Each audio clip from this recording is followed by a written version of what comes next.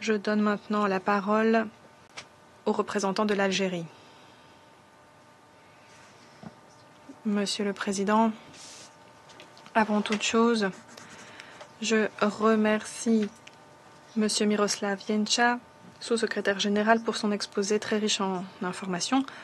Près de 3 ans se sont écoulés depuis la prise pour cible des gazoducs Nord Stream 1 et 2 entre la Russie et l'Allemagne, passant par la mer Baltique.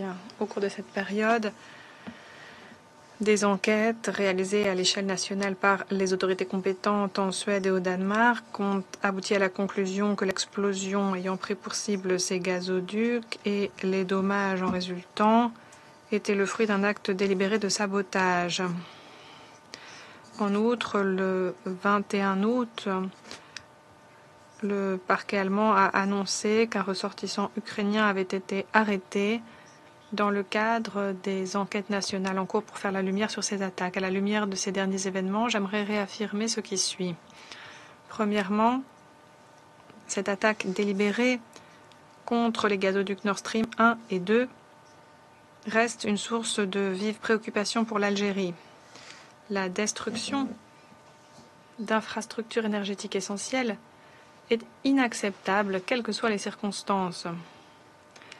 L'Algérie est reliée à l'Europe par 3 gazoducs et nous sommes donc convaincus que la sécurité et la sûreté des infrastructures énergétiques essentielles est fondamentale. Les attaques de ce type risquent d'avoir des répercussions très graves sur la paix et la sécurité internationale. Ensuite, l'Algérie a pris bonne note des informations fournies par la Suède, le Danemark et l'Allemagne au Conseil de sécurité quant aux dernières conclusions et évolutions.